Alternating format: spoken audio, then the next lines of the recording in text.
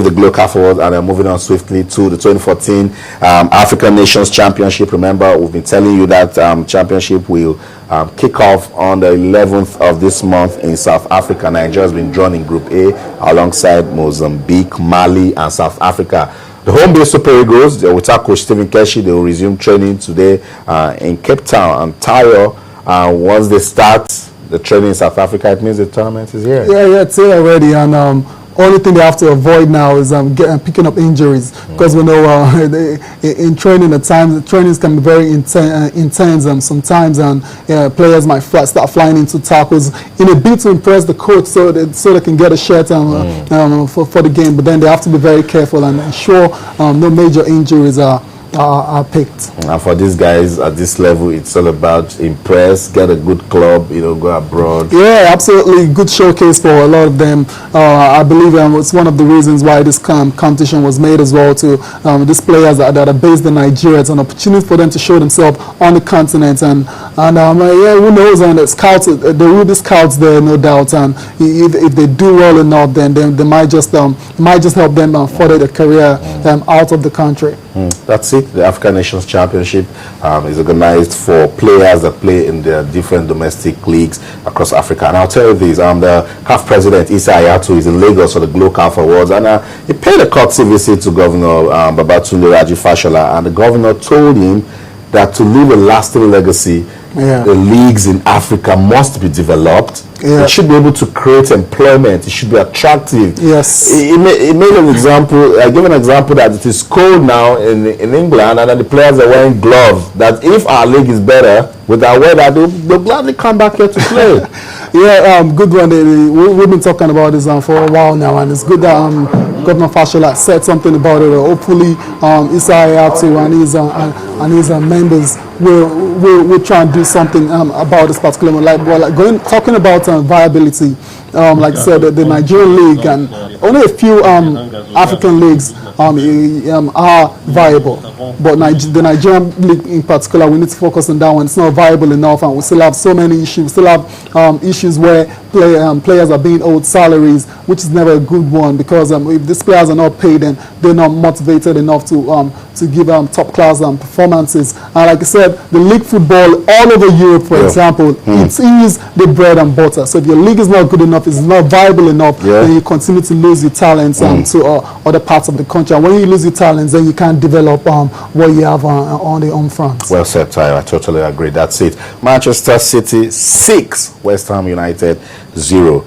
Second leg will be played, but actually you can say it's as good as being done for Manuel Pellegrini and his team. Second hat-trick for Alvaro Negredo since joining Manchester City from Sevilla. And Tayo, the Etihad Stadium gradually looking like a destroying ground. It's a slaughter slab now. That's it. Arsenal got they shipped 6 there as well. So why we surprised West Ham shipped 6 as well. But City, the Etihad Stadium is a fortress really, and for you to go there and get a good result, you have to be on top of the game. We'll still talk about it, Tayo, but let's quickly see what the papers are saying this morning. It's all about the GloCAF Award, front page of the Complete Sport 2013 GloCAF Footballer of the Year. Mikel Stamps Lagos in Chelsea Jet says, "I want to be crowned Africa's best." Good luck, John. Yeah, good luck to John Mikel. Yes. That's all I can say. I'm still neutral. I agree with you. Still the front page of the Complete Sports. Ike Uche revels in first hat-trick. Yes, good one. Tayo likes this one. No, I love it when Nigerian players are scoring goals, and Ike Uche, although he's not been part of the setup for a while now, since February, it's good to see him getting the goals. And I heard somebody say, who did he score against? He scored against Rayo Vallecano, and Rayo Vallecano is the same team. I answered that question by saying it's the same team Cristiano Ronaldo scores hat-tricks against. So what are we talking about here? Okay. The next paper for review is the Sporting Life, and it's a D-Day for Mikel Obi. We're hoping Mikel can bring this award to Nigeria. CHAN 2014, Eagles trained today in South Africa. We talked about that earlier.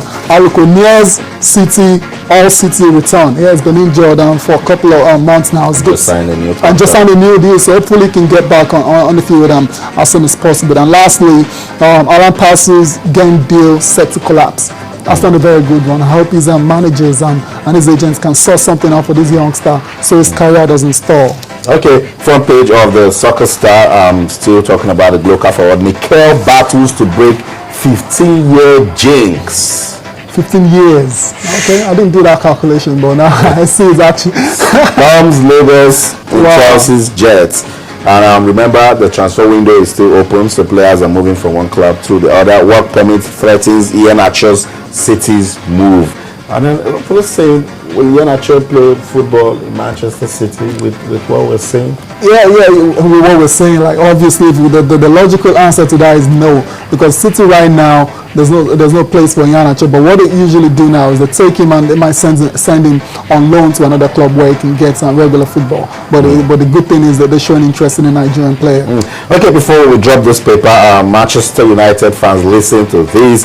Mario plans gigs, Ferdinand orders sack. And then the big question is, where is Moyes? So is that a good news or a bad news, really? Oh my God, tough times for Manchester United. Okay, let's quickly talk about a footballer that is having it good. He's been injured, he got back, boom, he's scoring again, Tayo. Yeah, Lionel Messi, we talked about him yesterday, and I told you Messi will be back stronger. And little did I know was going to get a brace yesterday. Lionel Messi can't hold a good guy down. He's been off. Yeah, he can't just really. Yesterday, 2 beautiful goals by Messi, and he's back really. 2014 will be an awesome year for football. One more thing, I'm not really the type that has got caught up in this Messi Ronaldo thing. I'm just glad to be enjoying these 2 players at the peak of their form. And also having to mind, it's unfortunate that both of them are playing football. It's the same era, but it's good for me as a fan. It's good for me as a fan. Messi back with a bang and scored a brace. That 4-0 trashing against the traffic in the Copa del Rey. Copa del Rey, yes. So that's it. When Messi is playing to win. Okay, for some football transfer news, who is moving, Tayo? Yeah, it's been a quiet January transfer window, but then a couple of deals have been done. That's Xabi Alonso is extending his deal with Real Madrid by another 2 years. There were doubts he was going to go on a free at the end of the season, but he's calmed down all that down now by signing 2 years for Real Madrid, and it's a good one for Real Madrid because he is the balance to that team in their midfield. I like this striker, and I'm thinking he can still stay in England to play football, but we hear Jermaine Defoe is leaving. I absolutely agree with you. Jermaine Defoe can still do a job for a Premier League team, but I don't understand why under AVB he was marginalized, and the same thing is going on that team Sherwood now. But I think this latest move to Toronto FC just signifies that his career is winding down now, and he feels he should just go and experience another culture, another footballing culture in America. That's it, really. Former Manchester United footballer Ole Gunnar Solskjaer, remember, he's in charge of Cardiff City, and he's already working. He's working. He's made the first signing for Cardiff. He signed somebody from his own country. His name is Magnus Wolf Ekram. Good player as well too. And hopefully, because Cardiff are in a they will be in a dog fight for the rest of the season to avoid relegation. And hopefully, this guy they brought in now can actually help shore up the midfield, which hasn't really been tip-top this season at all, and we all know that how very important the midfield function of a team is. I remember Osaze Oderenge plays for Cardiff. Let's see what the coach can do with Osaze. Yeah, Osaze as well too. He's been at Cardiff, but then he hasn't really he hasn't shown at all for the team for whatever reason, because really he hasn't really played that much. But hopefully with the coming of Solskjaer, that's one thing about when new coaches come. When new coaches come, they're coming in without any bias. And exactly. Yeah, and it might just see us as a chance, take it to show yourself, and it might just see us as in training. Okay, Osaze, let me give you a chance in this game, and if he gives us Osaze quality player. He's done it in the Premier League for more than 2 years now. So I believe Osaze has a second chance with the coming of Solskjaer. Okay, that's it. If time permits, quickly, let's just talk a little bit about Big Sam Allardyce. Yes. I think he's a good coach. Okay. It's just something that has to do with team character, that he doesn't know how to put in his players, and then it just goes wrong for him. Yeah, I wouldn't exactly say that.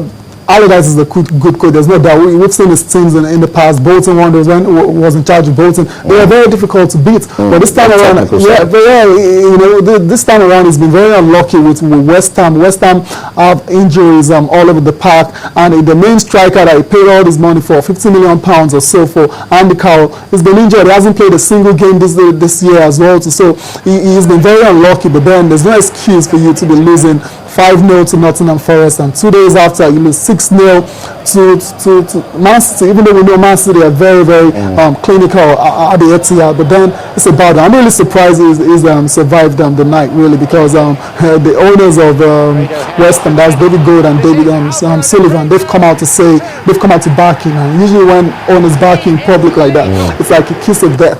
But so far he survived, and we'll see what happens. Look at that. That's Yaya Touré's second goal. We talked about the African Player of the Year the other time. This guy, how do you solo run, and then eyes on the prize, good finishing. Yeah, he's very difficult to stop. He's in full flow. Yeah, but Yaya Touré, a good player. John McKellar, a good player. I'm really not crazy about individual awards anymore. I think it's getting too political. Pass that baton to me. Thank you so much. That's it. Good luck, Yaya Touré. Good luck, Jeremy Mikel. Good luck, Didier Drogba. But tomorrow we'll be saying, and then the winner was. And the winner. Okay. So that's it. Thank you so much for being part of the show. My pleasure. And thank you to wherever you are in the world watching sports this morning on Channels Television. We're not done talking to you. Remember, we can keep talking on our social media platforms. On Twitter, we're Channels_sports. On Facebook, we're Channels-sports. Let's keep talking sports on behalf of the ever-dedicated sports team at Channels Television Sports Center in Lagos, Nigeria. My name is Austin Okon-Akpan, saying in everything you do, remember, let's keep talking sports. Bye for now.